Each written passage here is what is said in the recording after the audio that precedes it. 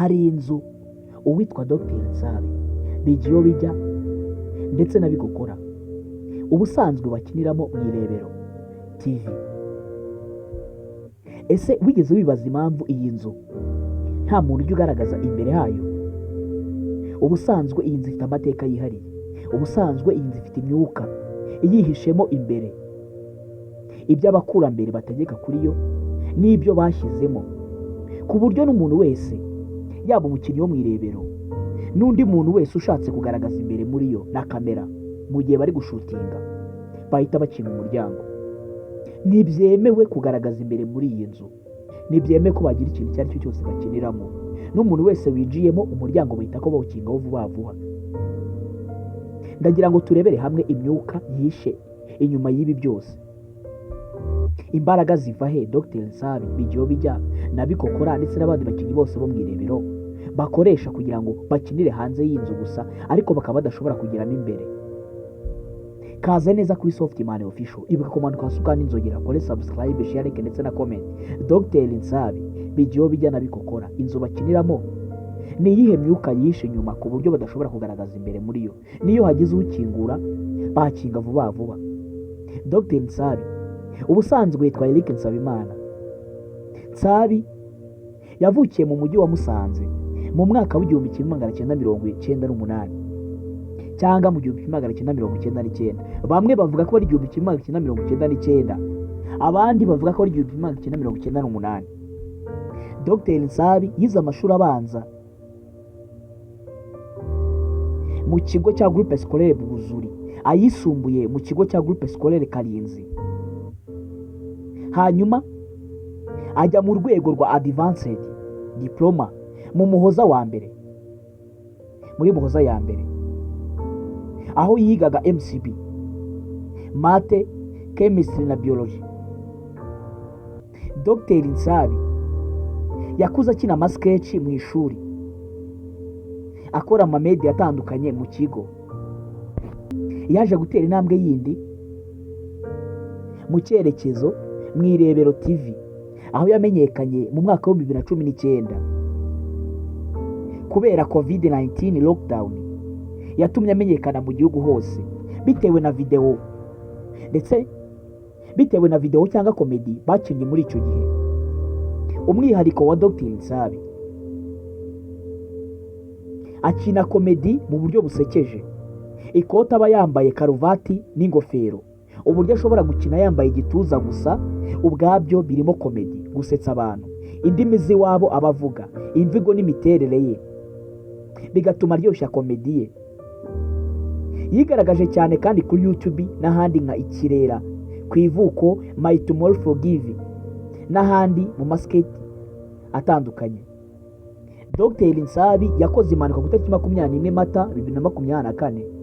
Dr Nsabi na bigiyo bijya bakoze impanuka mu muhanda Musanze Kigali hafi ya Kivuruga mu karere ka Gakenke, bajyanwa mu bitaro bya Nemba mu Gakenke, ariko nibakomeretse bikomeye kuko baje kwitabwaho barakira.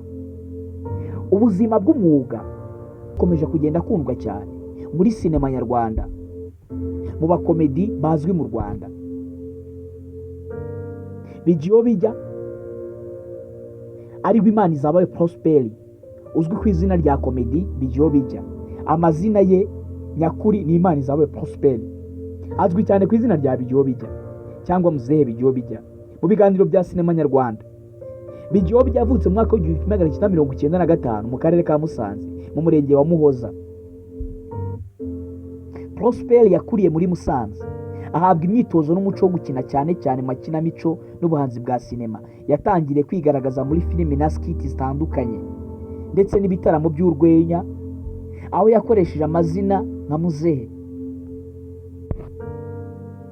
Bigiyo bijya akunze kwambara nk'umusaza w'umupadiri cyangwa umuntu mu ngofero gakondo, bikamugeza ku rurimi rutandukanye, imvugo y'ikinyabuzima cya Kinyarwanda n'imyambarire itera urwenya rudasanzwe. Yakunzwe cyane cyane mu mashusho ku Ivuko, sinema y'u Rwanda ndetse n'andi maskiti yasekeje cyane kuri YouTube na TikTok. Uyu bigiyo bijya we na Nsabi bakoreye impanuka rimwe ku itariki 21 Mata 2024. Ibuka neza ko turi kuganira kugira ngo turebe imyuka yihishe muri iyi nzu Irebero Comedy ikiniraho amavideo yayo cyangwa bafatiraho amashuti. Kuki batajya bagaragaza imbere muri yo? Ese ni ubukene? Ese ni uko nyirayo atemera ko bagaragaza imbere muri yo? Ese n'indi myuka ibyihishe inyuma ni iby'abakurambere se?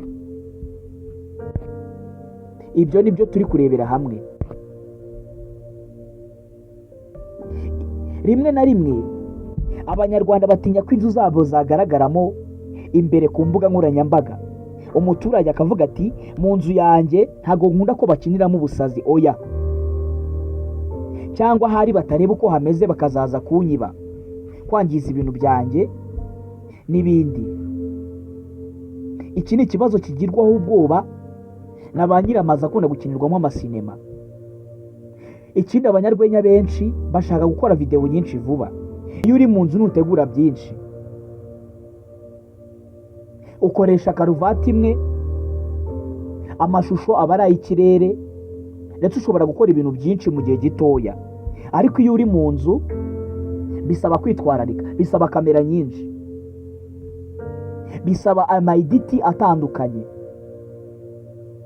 amavideografi, gukora amayiditi atandukanye kugira ngo video ubashe kuyaprodinga. Ariyo mpamvu abasinema bamwe batinya gukorera mu nzu, ahubwo bagakina amakomedi menshi hanze. Mpamvu Dr Nsabi na Bigiyo bijya bagira ubwoba hari bwo gukorera mu nzu, kuko batinya ubushobozi bashobora gutanga mu gihe bakora video mu nzu, bigatuma bakorera hanze.